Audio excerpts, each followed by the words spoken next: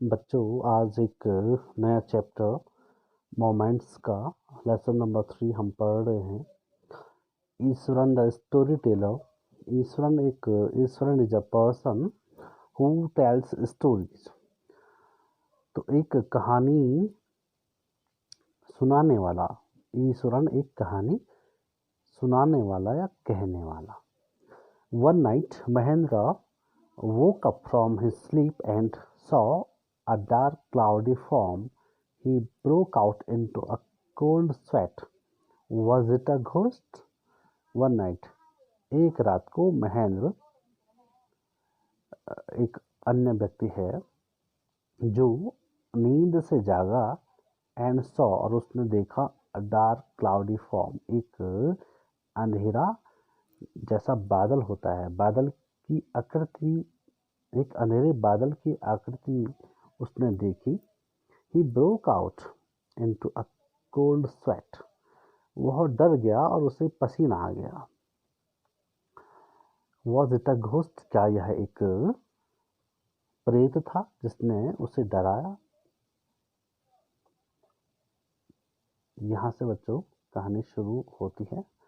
तो इस स्टोरी में there are two main characters and one character is also, that is Ganesh, but it's not important,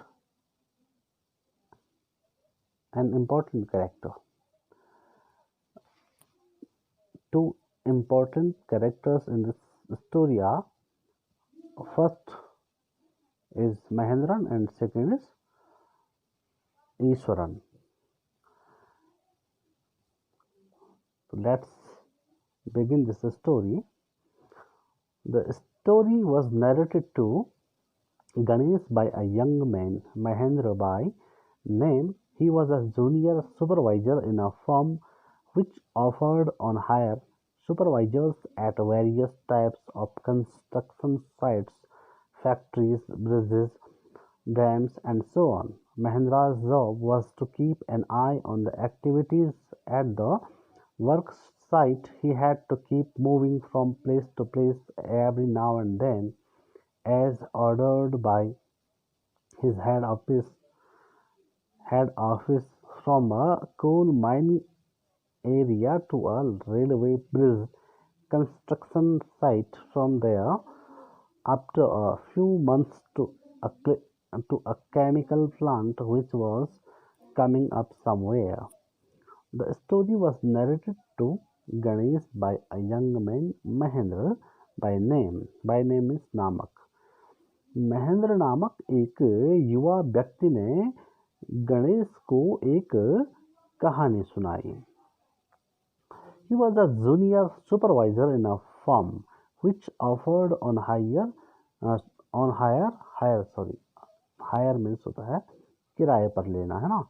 Supervisors at various types of construction sites, factories, bridges, dams and so on. वह एक कनिष्ठ पर्यवेक्षक था इन a firm. एक firm में वह एक कनिष्ठ पर्यवेक्षक था। पर्यवेक्षक कहते हैं किसी काम की निगरानी करने वाले को, उसकी देख रेख करने वाले को। अब फर्म क्या होता है? कंपनी की जो शाखा होती है वो फर्म कहलाती है। तो वह एक फर्म में एक कनिष्ठ पर्यवेक्षक था।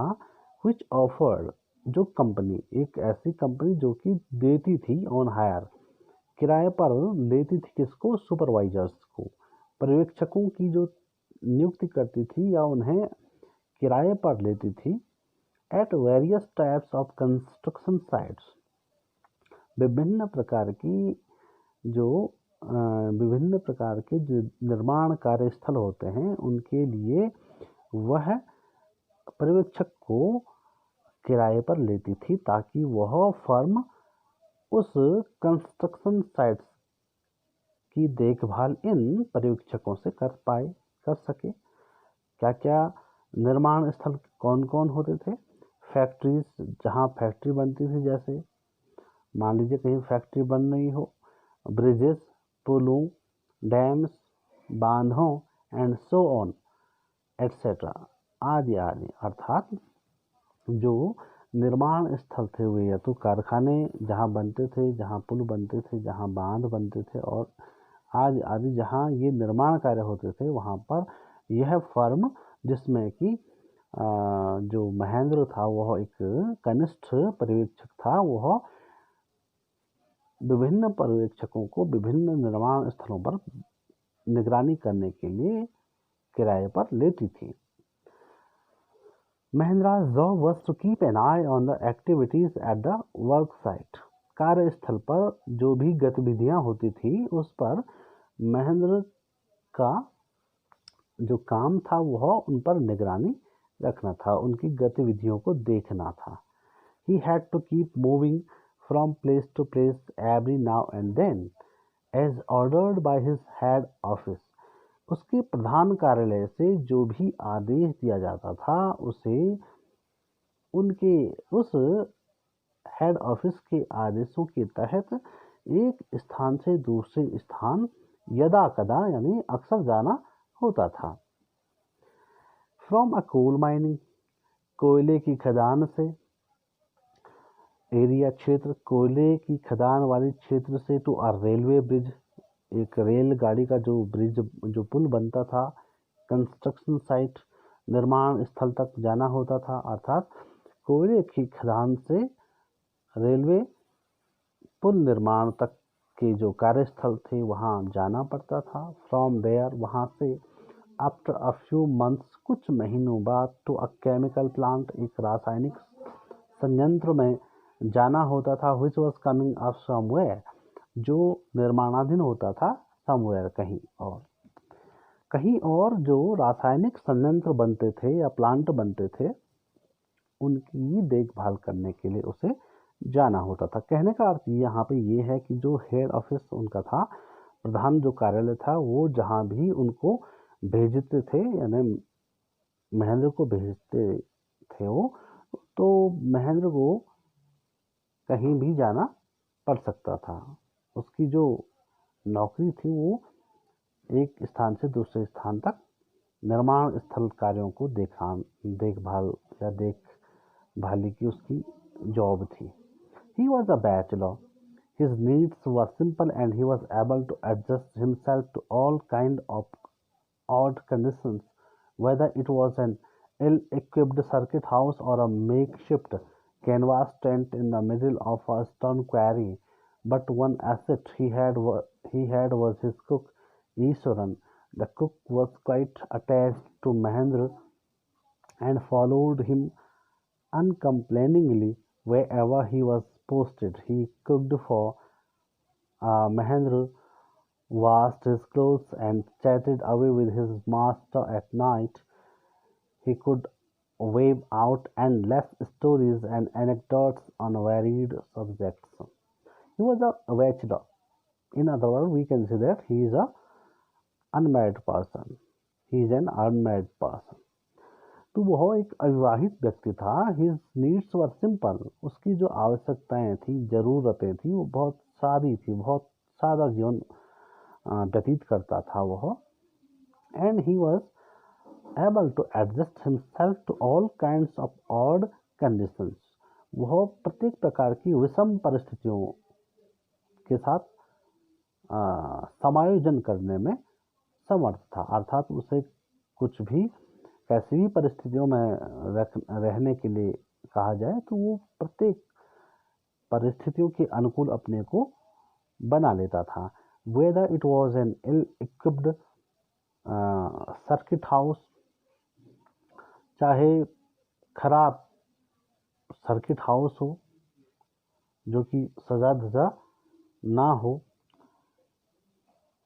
और अ मेकशिफ्ट कैनवास टेंट, और या एक तिरपाल या किरमिच का एक अस्थायी तंबू हो, in the middle of a stone query.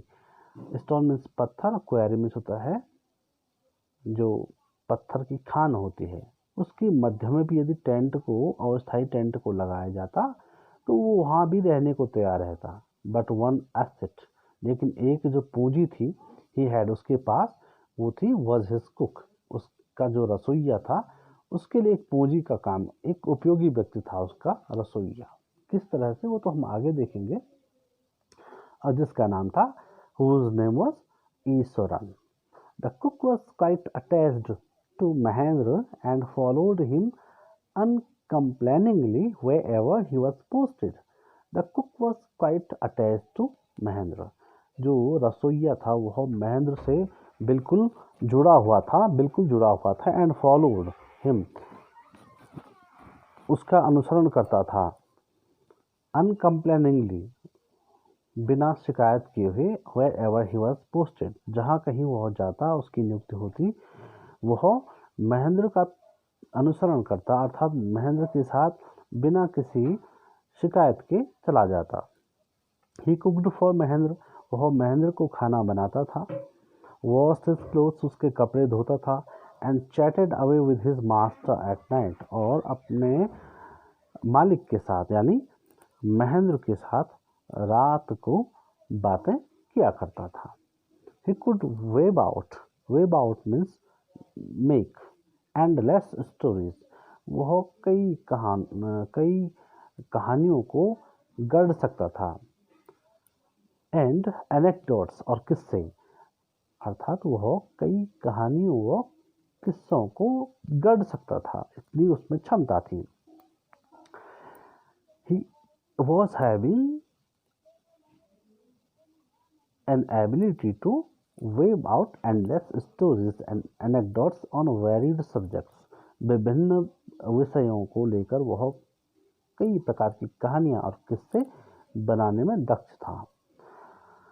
Iswaran also had an amazing capacity to produce vegetable and cooking ingredients seemingly out of nowhere in the middle of a desolate landscape with no shops visible for miles around.